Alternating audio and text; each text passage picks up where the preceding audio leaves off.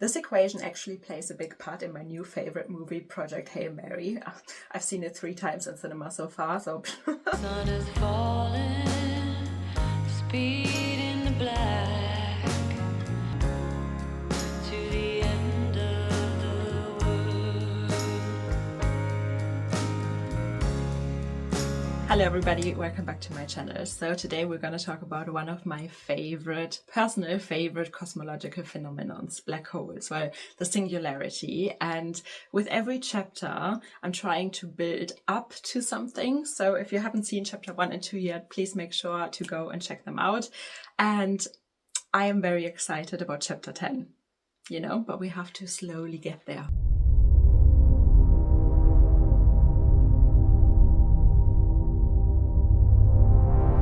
What if I told you that somewhere in the universe there are places where time itself breaks? Places where the future becomes unavoidable, where space stretches into infinity, where light dies and where the laws of physics collapse into silence. Black holes are not just giant vacuum cleaners in space. They are wounds in reality itself. And at their center, according to everything we currently know, lies something infinitely terrifying. A singularity, a point where density becomes infinite. Curvature becomes infinite, and our understanding of the universe simply ends. But black holes are even stranger than that, because if you fell into one, you would not just merely die, you would experience the future of the universe, and somewhere beyond that darkness may lie the birth of entirely new universes. Today, we are diving into the most mysterious objects in existence. Black holes, the edge of time, and what lies beyond. A black hole forms when too much matter is compressed into too little space. Gravity becomes so extreme that escape becomes impossible. Not even light, the fastest thing in the universe, can escape its pull. That's why black holes are black. We do not see the black hole itself. We only see the glowing disk around it. An inferno of gas, dust, and stars spiraling towards oblivion. Matter accelerates to enormous speeds. It heats up, it glows, and then disappears forever. The boundary surrounding a black hole is called the event horizon. And once something crosses it, there's no coming back. Not because the black hole pulls harder than usual, but because inside that boundary, all possible futures point inwards, towards the center,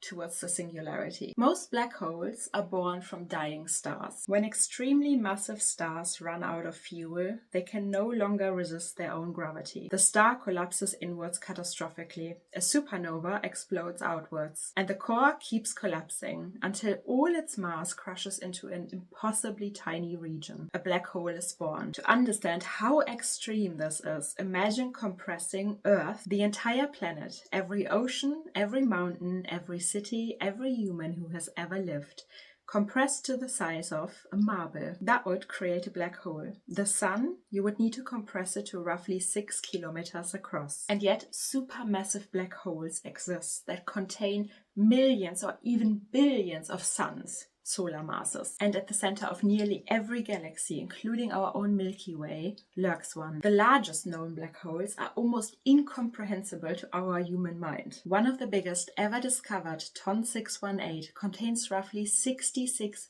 billion solar masses. Its event horizon is larger than our entire solar system. If TON 618 replaced our sun, the event horizon would swallow every planet, possibly even Neptune. And yet, despite that monstrous size, black holes are surprisingly simple. According to physics, they are defined by only 3 properties: mass, charge, and spin. Everything that falls in is possibly erased. A black hole does not care whether it consumed a star, a planet, or an entire civilization. To the black hole, all information becomes indistinguishable. At least that's what we thought so far. Black holes distort space-time itself. According to Einstein's general relativity, gravity is not really a force. Mass bends space-time, and objects move through that curvature. The stronger the gravity, the slower time passes. This is called time dilation. To understand this, we need to understand the time dilation equation, which is a consequence of Einstein's special theory of relativity, which we briefly discussed in chapter 1, the block universe. Okay, let me move out of the way. This equation actually plays a big part in my new favorite movie, Project Hail Mary. I've seen it 3 times in cinema so far, so the movie's hero hero Ryland Grace travels from Earth to Tau Ceti. The movie tells us his trip takes 12 years for observers here on Earth. But Ryland, who's traveling at very high speed, finds that when he reaches Tau Ceti, only about 4 years have elapsed. Well, how is this possible? As strange as it might seem to us, Einstein discovered that time intervals and distances measured by a moving observer are different from those measured by an observer who is at rest. Okay, let's beam ourselves back to math class in high school. In this equation, delta t prime is the time measured by an observer who's watching the ship pass by at a speed v, while delta t, sometimes called the proper time, is the time measured by a person on the ship. The speed of light c is the maximum speed anything can reach, and since v is less than c, the value of gamma will be greater than 1, which means that the time measured on Earth, delta t prime, will be greater than delta t, which is what Ryland measures. To dilate means to enlarge, and this is why we call this time dilation. Even on Earth, time moves slightly slower at sea level than on a mountain, but near a black hole, time distortion becomes extreme. Imagine watching someone fall towards the event horizon. To you, they would appear to move slower and slower and slower. Their light would stretch into red. Their voice would fade, and eventually they would appear frozen in time, forever suspended at the edge of the black hole. But for the person falling, everything else feels normal. They cross the event horizon without noticing any magical boundary. And this is where reality becomes deeply disturbing. Inside a black hole, space and time exchange roles. Outside the event horizon, you can move through space freely. Forward, backwards, left, right, up, down. But time only moves one way, forwards. Inside a black hole, the singularity becomes your future.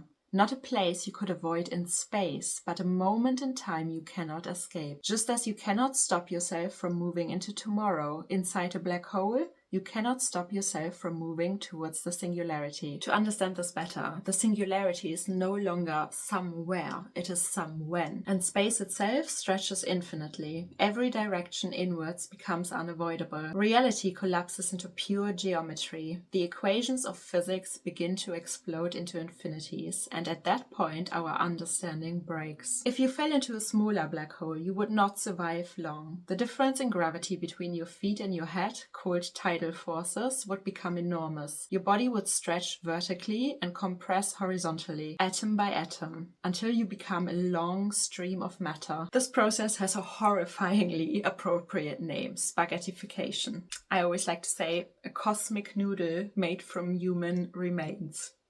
Sorry. But strangely, in supermassive black holes, the event horizon is so enormous that you might cross it without immediately noticing anything.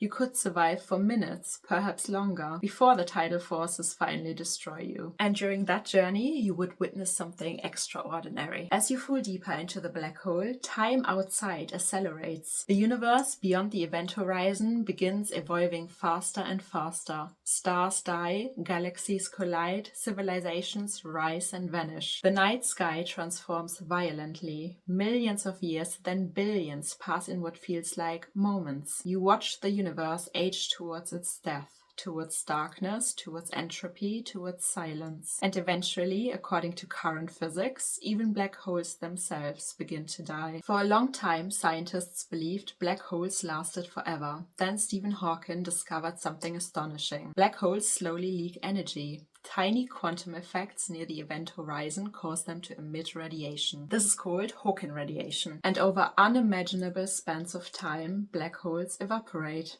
A stellar black hole may take 10 to the power of 67 years to disappear. Supermassive black holes? Perhaps 10 to the power of 100 years. And eventually, the final black hole in the universe evaporates. The last source of structure, the last survivor of cosmic history, gone, leaving behind only a cold, dark, thin universe of dying particles. The end of time itself. And yet, some physicists have proposed something even stranger. What if our universe itself was born from a black hole? Inside black holes, our equations predict singularities, points where space-time curves infinitely. But maybe those singularities are not endings, maybe they are beginnings. A collapsing universe on one side could become an expanding universe on the other. A Big Bang born inside a black hole. Our entire cosmos, every galaxy, every star, every person who has ever lived, could exist inside the interior of something else. A universe nested inside another universe. And if that is true,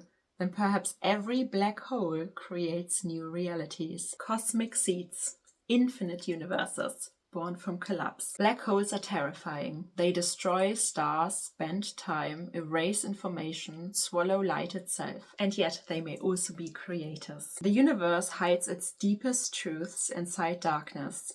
Maybe that is why humans are so drawn to it, because somewhere inside us we recognize something familiar. We are tiny creatures made from dying stars, trying to understand infinities, standing briefly between two voids, before birth and after death. And still, we look upwards, we ask questions, we understand. I always like to say it, maybe that is the true miracle of the universe. Not black holes, not singularities, not the death of time, but consciousness itself. A tiny fragment of the cosmos becoming aware of its own existence. For just a moment, before the lights go out.